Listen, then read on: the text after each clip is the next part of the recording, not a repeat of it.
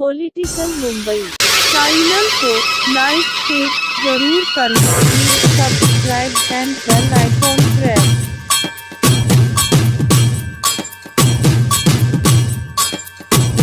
Political Mumbai में आपका मंशा स्वागत। कांग्रेस को सक्रिय करने का था, कांग्रेस को मजबूत करने का था, कांग्रेस को स्ट्रेंथन करने का था। हम उन लोगों में हैं 77 के बाद जो आज की कांग्रेस जो बनी है उसका एक हिस्सा है कांग्रेस बनाने वाले। 77 के बाद जो बनी, हमको पीड़ा होगी जो 77 में नहीं थे या कांग्रेस के पार्ट का हिस्सा नहीं रहे हैं, जिनको पता नहीं इलेक्शंस न करने और न कराने से क्या नुकसान होता है, क्या फ़ायदा है, वो उसकी आलोचना करेंगे। लेकिन हम ज़मीन से आए हैं, ब्लॉक सेक्रेटरी से शुरू किया, हमने डिस्ट्रिक्ट प्रेसिडेंट से शुरू किया है, पीसीसी प्रेसिडेंट से लेकर जनरल सेक्रेटरी तकरीबन हम पिछले 34 साल से वर्किंग कमेटी में हैं और पिछले 34 साल से हम 6 प्राइम मिनिस्टर और प्रेसिडेंटों के साथ, प्रधानमंत्रियों के साथ भी 5 प्रधानमंत्रियों के साथ मंत्री रहे और 6 प्रेसिडेंटों के साथ जनरल सेक्रेटरी रहे। वो प्राइम मिनिस्टर और प्रेसिडेंट ऐसे नहीं थे कि हमको जनरल सेक्रेटरी और मिनिस्टर इंदिरा गांधी से लेकर राजीव गांधी से लेकर नरसिम्हा राव तक और आज तक बनाते हैं। कुछ तो बात होगी। लेकिन जिनको कुछ भी नहीं मालूम है, जिनको अपॉइंटमेंट वाला कार्ड मिल गया है, वो सब विरोध करते हैं, वो सब चाहेंगे। मैं वर्किंग कमेटी में कलकत्ता में इंडिपेंडेंट जीत के आया हूं। अध्यक्ष मेरे खिलाफ थे, उन्होंने स्टेज से बता दिया कि गुलाम नबी आज़ाद के खिलाफ इनको हराना। मैं जीत गया। मैं 92 में नरसिम्हा राव जी प्राइम मिनिस्टर थे, अध्यक्ष थे, मेरा ऑफिशियल लिस्ट में नाम नहीं था, मैं जीत गया। तो जो पदाधिकारी या जो वर्किंग कमेटी मेंबर या जो प्रेसिडेंट पीसीसी या ब्लॉक डिस्ट्रिक्ट हमारे प्रपोजल की निंदा करते हैं, उनको मालूम है कि वो इलेक्शन में कहीं नहीं आएंगे। ये समझ लीजिए ये विरोध क्यों हो रहा। वरना कोई भी कांग्रेसी जिसको कांग्रेस में इतनी बड़ा जरा भी रुचि हो, वो तो स्वागत करेगा इस चीज का कि हमने क्या कहा। हमने कहा है प्रदेश प्रेसिडेंट जो है इलेक्टेड होना चाहिए, डिस्ट्रिक्ट प्रेसिडेंट इलेक्टेड होना चाहिए, ब्लॉक प्रेसिडेंट इलेक्टेड होना चाहिए, कांग्रेस वर्किंग कमेटी इलेक्टेड होनी चाहिए। इलेक्टेड होने का एक ये फायदा होता है कि जब आप अगर इलेक्शन लड़ते हो तो 51% तो कांग्रेस पार्टी के आपके साथ होती है। 2 या 3 लोगों के बीच में आपका with in the party election होता है, तो जीतेगा वही जिसको 51%, 51% वोट आएंगे। दूसरे को कहीं 15 आएंगे, तीसरे को 10 आएंगे। तो जब वो प्रेसिडेंट जीत गया और 4 संभालेगा तो कम से कम 51% पार्टी के लोग तो उसके साथ हैं। और जो दूसरे नंबर 2, 3, 4 हैं, जिनको 30 या 15 या 10 आए, वो भी सोच रहे हैं कि भाई हमें कांग्रेस को मजबूत करना होगा, अगली दफा के लिए मैं मेहनत ज्यादा करूंगा और मैं जीत जाऊंगा। तो उससे क्या होती है, एक तो 51 वाला आपको प्रेसिडेंट मिल गया और जिसको 20 मिले, 10 मिले, 15 मिले, वो भी आपके साथ। उसने कहा मैं, लेकिन अभी जो प्रेसिडेंट बनता है उसके साथ 1% भी नहीं होता है, क्योंकि वो तो किसी को भी हमने उठा के, जो दिल्ली आता जाता है उसको उठा के हमने बना दिया प्रेसिडेंट है। जनरल सेक्रेटरी ने रिकमेंड किया या गुलाम नबी आज़ाद ने ही रिकमेंड किया या दूसरे ने रिकमेंड ही तो किया ना, आसमान से तो नहीं उतरा। तो अब हमें ये तो नहीं मालूम कि इसके साथ 100% लोग हैं कि शून्य है। तो कई प्रेसिडेंट ऐसे बने हैं जिनके पास शून्य भी है। अब जहां जिसके पास 100% तो खैर किसी के ना, जिसके पास 50-60% लोगों का समर्थन है वो तो अच्छा काम करता है, लेकिन जिसके पास शून्य सपोर्ट है वो स्टेट ही शून्य हो जाती है। अब इसमें कौन सी बुरी बात है कांग्रेस लीडरशिप के लिए। इसी तरह से डिस्ट्रिक्ट, इसी तरह से ब्लॉक, इसी तरह से वर्किंग कमेटी। वर्किंग कमेटी में भी नॉर्मली वर्किंग कमेटी के मेंबर को, इलेक्टेड को आप हटा नहीं सकते, लेकिन अपॉइंटेड को आज हटा दिया। आज गुलाम नबी आज़ाद ने स्टेटमेंट दिया तो गुलाम नबी गायब। लेकिन अगर वर्किंग कमेटी इलेक्टेड हो तो फिर हटा नहीं सकते। तो इसमें कौन सी आपत्ति है भाई, इलेक्टेड। अब इससे पहले केसरी जी से तो कोई कमजोर प्रेसिडेंट था नहीं, लेकिन 1997 में 1.5 साल के लिए रहे, लेकिन इलेक्शन ड्यू था तो उन्होंने वर्किंग कमेटी का इलेक्शन किया कलकत्ता में। उससे 5 साल पहले नरसिम्हा राव जी,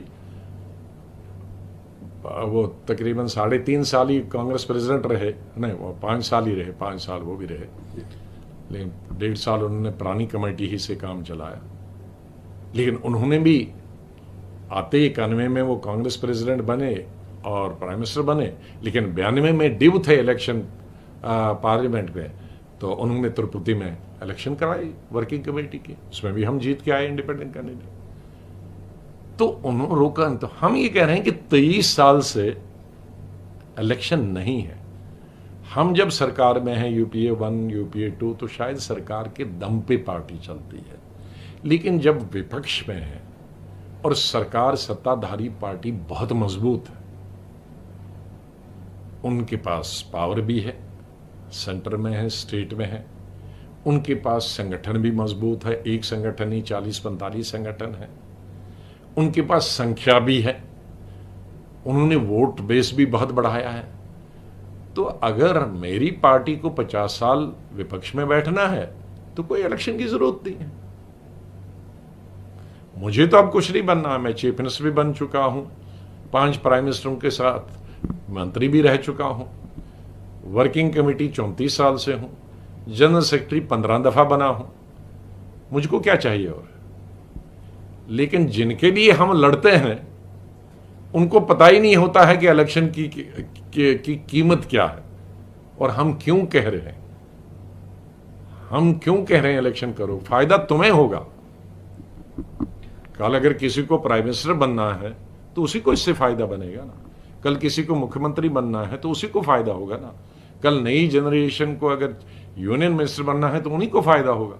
हम और एक्टिव पॉलिटिक्स में 5-7 साल होंगे तो हमें तो कोई लेने देने, हमें तो प्राइम मिनिस्टर नहीं बनना है, हमें तो पार्टी अध्यक्ष नहीं बनना है, हम तो सब पद रह चुके हैं। लेकिन हम एज ट्रू कांग्रेसमैन, जिनकी जिंदगी और खास करके गांधी फैमिली के साथ, हमने संजय गांधी के साथ काम किया है, इंदिरा गांधी के साथ में जनरल सेक्रेटरी भी था, all India youth Congress president भी था, राजीव गांधी के साथ में और इंदिरा गांधी के साथ में मंत्री भी था 3 साल है? जो आज जिंदा है उनमें मैं अकेला ही हूं। इंदिरा गांधी के साथ में प्रेसिडेंट भी 3 साल 2 साल रहा, 2.5 साल रहा और मंत्री भी रहा। राजीव गांधी के साथ मंत्री भी रहा, जनरल सेक्रेटरी भी रहा उनके मरने तक। नरसिम्हा राव के साथ में मंत्री भी रहा, जनरल सेक्रेटरी भी रहा। केसरी जी के साथ जनरल सेक्रेटरी भी रहा। सोनिया जी के साथ तो मेरे ख्याल में 6ठी-7वीं दफा जनरल सेक्रेटरी हूं और यूपीए 1 यूपीए 2 में मंत्री भी रहा, चीफ मिनिस्टर भी इस बीच में होके आया। और मैंने, जिनको मालूम नहीं है हमने क्या किया, पंजाब मैंने वापस लाया था, कोई पंजाब के लीडर ने वापस नहीं लाया था, कोई दिल्ली के लीडर ने वापस नहीं लाया था। मैंने 87 में जब पंजाब में कोई नहीं जाना जाता था, आतंकवाद अपने अंतिम चरण पे था, मैंने मंत्रालय से इस्तीफा दिया और मास कांटेक्ट प्रोग्राम शुरू किया 250 लोगों के साथ। First phase, second phase, third phase, fourth phase, fifth phase. 5 साल में पंजाब रहा और तकरीबन 30-35 जगह मिलिटेंट अटैक से बच गया। और मेरे साथ 250 लोग चलते थे पार्टी के। पहले 6 महीने में भी 52 लोग मार दिए मिलिटेंटों ने, लेकिन हम पीछे नहीं हटे। जब तक इलेक्शन नहीं करवाया, जब तक आतंकवाद खत्म नहीं हुआ, जब तक सरकार कांग्रेस की बनी, मैंने पंजाब नहीं छोड़ा 5 साल। इन बच्चों को मालूम है पंजाब में कैसे आतंकवाद खत्म हुआ और किसने किसने करा खत्म, नहीं मालूम है। इनको मालूम है 98 में कर्नाटक की सरकार किसने वापस लाई, कांग्रेस की और असेंबली की। मैंने शुरू किया बस यात्रा, 50 लोगों को, सब लीडरों को मिलाकर, और 1 साल में वहां रहा, असेंबली भी आई। और ये इनको मालूम है तमिलनाडु में 2000 में किसने जयललिता से और विधानसभा में जयललिता से और मुपनार से अलायंस किया? कोई दिल्ली का आदमी जानता है? कोई जनरल सेक्रेटरी जानता है? कोई वर्किंग कमेटी मेंबर जानता है? कोई लीडर जानता? कोई नहीं आया। अकेली किया, अकेले कैंपेन किया, जीत आई। पांडिचेरी जीत के कैसे आई? इनको केरला में मुस्लिम लीग के साथ दोबारा किसने अलायंस किया 2000 में, और अपने यूडीएफ को किसने जोड़ा और सरकार आई, और हाईएस्ट नंबर 70 साल में आज तक मेरे वक्त में वहाँ आई? किसी को मालूम? किसी को? यूपीए 1 में हमारी कर्नाटक में, आंध्रा में कितनी सीटें थी? 5। और बीजेपी और चंद्रबाबू के साथ कितनी थी? 7। मैं 1.5 साल वहां रहा और 1600 मीटिंगें की। First phase, second phase, third phase, fourth phase, fifth phase, और यूपीए वहीं से बनी। हमें 5 सीटें थी और 37 आ गई यूपीए की। ये इनमें से किसको मालूम है? कोई गया है उन कैंपेनों में? मैं 6-7 का ही नाम लूंगा और नहीं लूंगा। कोई गया है स्पीच करने? जिन स्टेटों के इंचार्ज हैं, जरा एक स्टेट दिखाएं जीत के आए हैं। एक स्टेट दिखाएं जीत के आए हैं। मेरे पास दर्जनों स्टेट बता सकता हूं जो मेरे जनरल सेक्रेटरी में किसी ने कहा कि आपको हर वक्त फ्लैग मिलता, लगा रहा। हाँ, फ्लैग दिखाया क्योंकि जीत के आता था। हारे हुए आदमी को कौन फ्लैग लगाएगा? वो भी तो जनरल सेक्रेटरी जिसने उठाया था कि आपको हर वक्त फ्लैग लगा। अरे फ्लैग इसलिए कि मैं स्टेटें जिता के लाता था। कश्मीर में 3 एमएलए थे और सरकार मैंने बनाई, पीसीसी प्रेसिडेंट सिर्फ 6 महीने रहा। तो फ्लैग मुझे लगेगा कि तुम उनको घर में बैठ के लगेगा? जो घर में बैठते हैं तो उनको कैसे फ्लैग लगेगा? जो जंग जीत के आएगा तो उसी को तो मेडल मिलेगा ना। जो हार के आएगा, पिट के आएगा, उसको कौन मेडल देगा? तो इसलिए हमें कोई जरूरत नहीं है गुलाम नबी आजाद को कोई वर्किंग कमेटी की जरूरत नहीं। किसी ने बहुत चीप बात की कि राज्यसभा सीट, तो राज्यसभा में कितनी रहे? 41 साल हमें पार्लियामेंट में हो गए, असेंबली और पार्लियामेंट में जीत के भी आए हैं। जम्मू कश्मीर में 2 इलेक्शन लड़े और दोनों हाईएस्ट वोट से अभी 70 साल में जीत के आया हूं। जिसको नहीं मालूम होगा उसके लिए बता रहा हूं। असेंबली के और पार्लियामेंट लड़ा, हारा, लेकिन 70 साल में किसी भी कांग्रेस कैंडिडेट से दुगने वोट वो है लेके आया है। वो वे में ठीक है, 4.5 लाख वोट मिले तो भी हार कर भी, लेकिन मुझसे पहले उस कॉन्स्टिट्यूंसी में हाईएस्ट वोट से जो जीत के आता था वो 2,11,000। वो 2 लाख सीटिंग जो था उसको 2,11,000 थे, और मैं हारन 4,28,000 मिले, उससे दुगने तो भी हार गया। हाँ, तो जितने जीते कैंडिडेट 70 साल से थे वो बीजेपी का जीता, कांग्रेस के जीता, उनसे दुगने वोट हार कर भी हमने ले लिया। जो जनाधार की बात करता है, और दिल्ली बैठकर। तो इसलिए हम जो ये कह रहे हैं कि भाई सोनिया गांधी के, सोनिया गांधी तब रहेगी जब पार्टी प्रेसिडेंट रहेंगी। राहुल गांधी अगर प्राइम मिनिस्टर बनना चाहेंगे तो जब पार्टी मजबूत होगी तो तभी प्राइम मिनिस्टर बनेंगे ना। ये लोग जो इलेक्शन ही कभी नहीं चाहेंगे तो कभी नहीं प्राइम मिनिस्टर बनेंगे। उनको अगर प्राइम मिनिस्टर बनना है तो हमारी बातें सुनना होगा, इन छोटे भाइयों की बातें नहीं सुननी होंगी।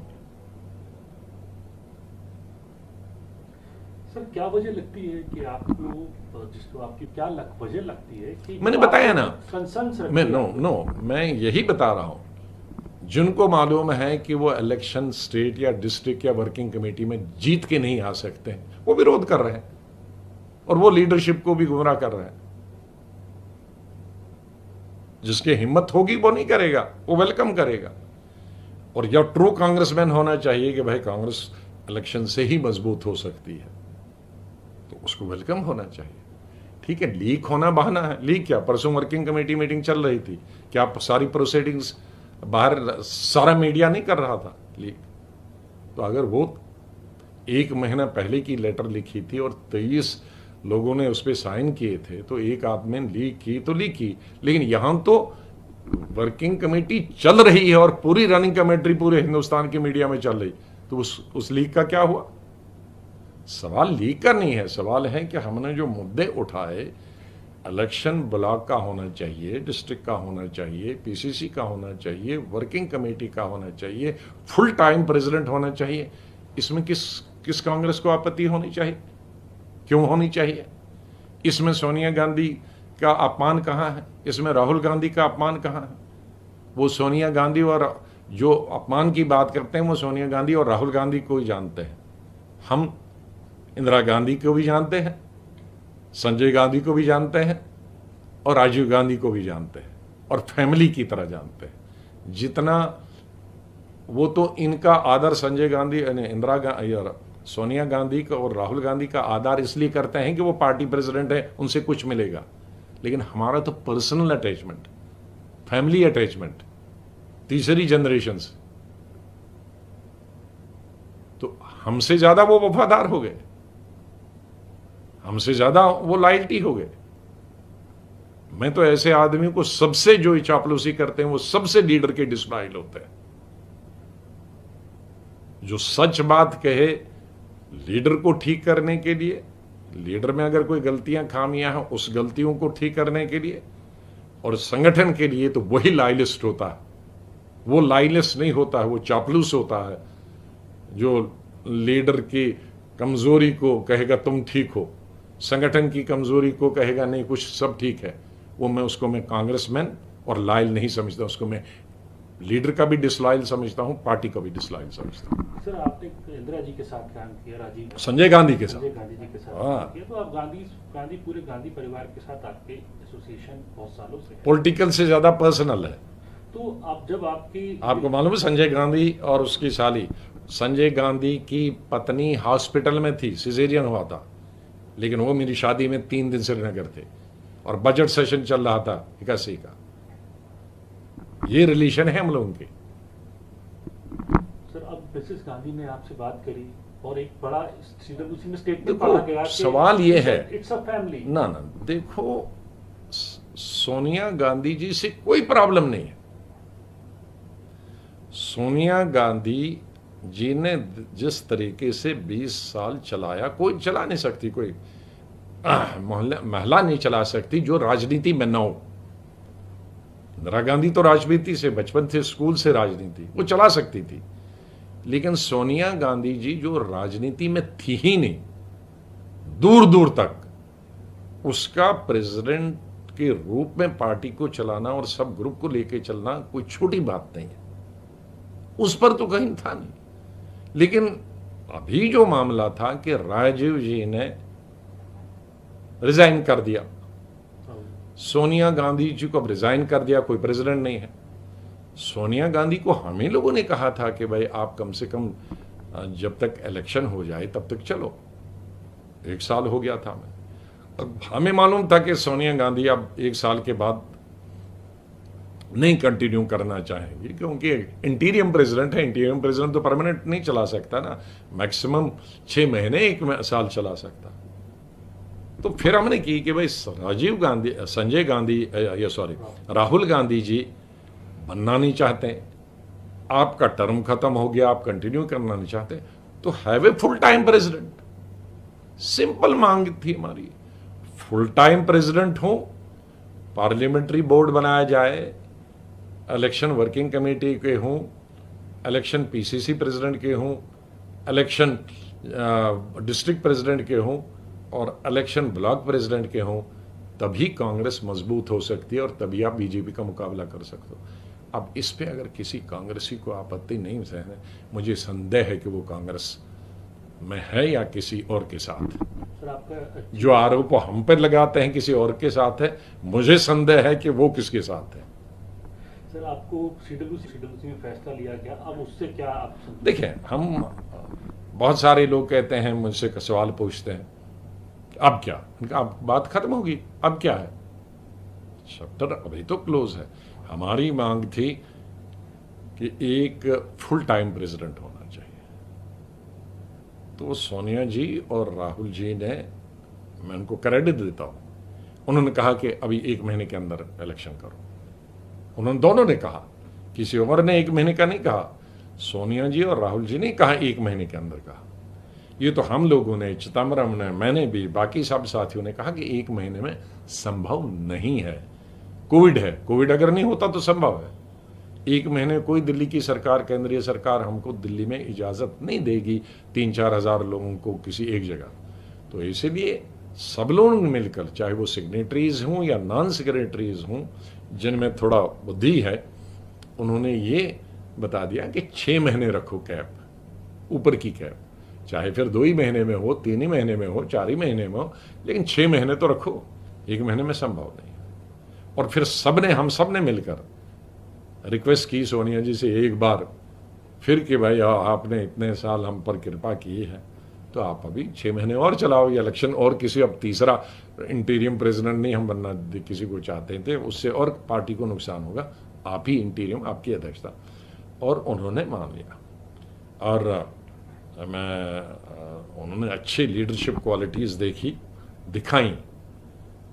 जो छोटे भाई ये बीच बीच में गालियां देते थे, जिनको मालूम भी नहीं है, तहजीब भी नहीं है, कल्चर भी नहीं है, सभ्यता भी नहीं है, वो भी ग्रॉस इंडिसिप्लिन। हमको तो कहते हैं लीक किया तो इंडिसिप्लिन होना चाहिए, लेकिन जो अभी 6-6 महीने कांग्रेस में आए, 1-1 साल आए हैं, तो हमारे जैसे लोगों को जो 40-40 साल से मंत्री रहे हैं, वर्किंग कमेटी रहे, उनको गालियां देते हैं, उनके खिलाफ इंडिसिप्लिन नहीं है, उनके खिलाफ एक्शन नहीं लेना चाहिए है।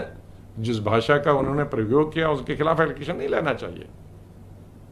क्या उनको क्लीन चिट है कि वो किसी भी लीडर को गाली दे सकते? हमने तो कोई किसी को गाली नहीं दी, हमने तो पार्टी को स्ट्रेंथन की बात की। हमने तो अपने लेटर में नेहरू जी के कसीदे पढ़े हैं कि क्या उन्होंने किया है, इंदिरा जी के कसीदे पढ़े क्या किया है, राजीव जी के कसीदे पढ़े क्या किया है। उस लेटर में सोनिया जी का कितना हमने तारीफ लिखी है, हमने राहुल गांधी की एप्रिसिएशन कितनी लिखी है, और उन्होंने गालियां कितनी दी। तो बहरहाल अब जो हो गया है कि मैं बधाई देता हूं कि सोनिया जी की जो कंक्लूडिंग स्पीच थी वो बहुत अच्छी थी। उन्होंने कहा ठीक है, मुझे लेटर लिखने पर, जो मेरे साथियों ने लेटर लिखी उस पर कोई मुझे आपत्ति नहीं है, सिर्फ लीक नहीं होनी चाहिए। तो लीक तो मैंने उस पर पहले ही कहा था, लीक इंदिरा गांधी के वक्त में भी कैबिनेट के सब प्रोसीडिंग्स बाहर जाती थी, राजीव गांधी के साथ सब जाती थी, क्यों मैं था। इंदिरा गांधी को भी यही कंप्लेंट थी कि कैबिनेट की बात बाहर जाती, राजीव गांधी को भी यही कंप्लेंट थी, नरसिम्हा राव को भी थी, और मनमोहन सिंह जी वन हो को कंप्लेंट हमेशा रही। और ये कंप्लेंट मैं आज पढ़ रहा था, स्पीकर ने सभी चेयरमैन जो स्टैंडिंग कमेटी उनको लिखा कि आप लीक करते हो। आज उपराष्ट्रपति ने राज्यसभा के जो स्टैंडिंग कमेटी के चेयरमैन उनको लिखा कि प्रोसीडिंग लीक होती है। ये तो हिंदुस्तान में लीक होती है, ये लेटर लीक हो गया तो कौन सा कोई अजूबा हो गया, और वो भी 37-35। और उस लेटर में कौन सी ऐसी बात थी कि जो बड़ा स्टेट सीक्रेट था, नेशनल सीक्रेट था, या देश की अखंडता और एकता को उससे खतरा पहुंचा, या हमारी जो चीन उसकी वजह से यहाँ पहुंच गया। तो खाली था कि भाई आपने बहुत अच्छा काम किया, कार्य किया, अब पार्टी को और स्ट्रेंथन करने के लिए इलेक्शन कराओ। ये कौन स्टेट सीक्रेट है? ये तो कन्वेंशनें जब होती हैं, मेवाड़े होते हैं, उनमें हम खुल कर कहते हैं भाई ये चीज़ें होनी चाहिए। सर आखिरी सवाल आपसे, बीजेपी को मौका मिला? अच्छा नहीं, दूसरा बीजेपी को मौका मिला। बीजेपी हम स्ट्रेंथन करें तो बीजेपी को कैसा मिले? बीजेपी को मौका मिलेगा जब हम कांग्रेस में चुप रहेंगे और इलेक्शन नहीं कराएंगे। वो बीजेपी को फायदा है, वो बीजेपी को फायदा है। अगर हम कोई इलेक्शन नहीं कराएंगे और ऐसी ही टूटी फूटी कांग्रेस रहेगी तो तब बीजेपी को फायदा है। इलेक्टेड बॉडीज से बीजेपी को सबसे ज्यादा नुकसान है। वो कभी नहीं चाहेंगे कि कांग्रेस में इलेक्शन हो, इलेक्टेड बॉडीज आए और सक्षम लोग हर जगह आ जाए, वो कभी नहीं चाहें। तो ये जो लोग कहते हैं कि बीजेपी को फायदा, नहीं, बीजेपी को फायदा इससे है इलेक्टेड बॉडीज से, नॉन इलेक्टेड बॉडी से, एडहॉकिज्म से। उनको इलेक्टेड बॉडी से नहीं होंगी, फिर सक्षम लोग आएंगे, जिनको पार्टी चाहेगी, लोग चाहेंगे, वो जीत के आ जाएंगे। तो इस वक्त अभी आगे इसको कुछ नहीं है। सोनिया जी के वक्त में सिर्फ इलेक्शन हो सकता है। बाकी जहां तक दूसरे प्रश्न हैं इलेक्टेड CWC होना चाहिए, इलेक्टेड PCC प्रेसिडेंट होना चाहिए, ब्लॉक होना चाहिए, डिस्ट्रिक्ट होना।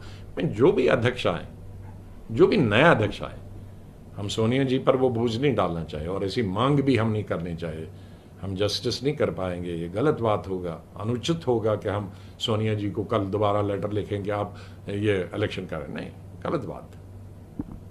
इसलिए जब नया प्रेसिडेंट फुल टाइम प्रेसिडेंट होगा, उसको भी ये सब काम करने के लिए 1-1.5 साल लगेगा। ये 2 महीने या 3 महीने का काम नहीं है। तो जो भी ओवरऑल जो मैं कह रहा हूं, जो हमारी नीयत कांग्रेस को मजबूत करने की है, कांग्रेस वापस सत्ता में आई, जिन लोगों को अपने लिए है कि भाई इलेक्शन से वो उड़ जाएंगे, वो शोर मचाते रहें। ठीक है सर, एक सवाल आखिरी आपसे हिंदी में पूछना चाह रहा हूँ। बार बार ये बात, तो निजी हमले तो हो ही रहे हैं, ये भी कही जा रही है कि लेटर लिखने की क्या जरूरत थी, आप तो बात कर सकते थे, सीधी बात कर सकते थे। आपका देखो, लेटर न तो मैं सरदार पटेल हूं और न ही हमारी पार्टी में कोई जवाहरलाल नेहरू है। एक ही बिल्डिंग थे, साउथ ब्लॉक, एक कमरे में एक और दूसरा, लेटर लिखते थे। लेटर लिखते थे, कितनी लेटर हैं कि सरदार पटेल को लिखी, सरदार पटेल ने उसको लेटर लिखी, एक बिल्डिंग में, एक होम मिनिस्टर और एक प्राइम मिनिस्टर। तो ये लेटर लिखने की एक अलग बात होती है, जबानी एक उड़ जाती है, कोई बात नहीं। हम कितनी लेटर लिखते थे नरसिम्हा राव के वक्त में, मैं नहीं, 5-6 लोग थे हम। हमारे 3 साल उनके साथ यही लड़ाई रही कि आप डिस्ट्रिक्ट नहीं बनाते हो, PCC नहीं बनाते हो। और जब उनके खिलाफ वोट कॉन्फिडेंस हुआ तो यही आया कि 5 साल से हम आपको लिख के बता रहे थे, मीटिंगें भी की और आपको कह रहे थे कि आपने PCCs नहीं बनाई, आपने डिस्ट्रिक्टें नहीं बनाई, इसलिए हम हार गए। गवर्नमेंट की वजह से नहीं हार गए, संगठन की वजह से। किसी ने हम पर आरोप नहीं लगाया कि तो आप लोग BJP के दबाव में कर रहे हो, और न उसने कहा कि आप किसी के दबाव में कर रहे हो। ये कांग्रेस पार्टी 135 साल की है, जिन्होंने हिस्ट्री पढ़ी है। हम तो स्कूल से हिस्ट्री कांग्रेस की पढ़ते आए हैं। कितना नेहरू और सरदार पटेल के बीच में टकराव होता था, लेटरें लिखती थे, वो भी वर्किंग कमेटी, दूर तो नहीं थे, फिर लेटर लिखते थे। और जितने आपस में जितने थे।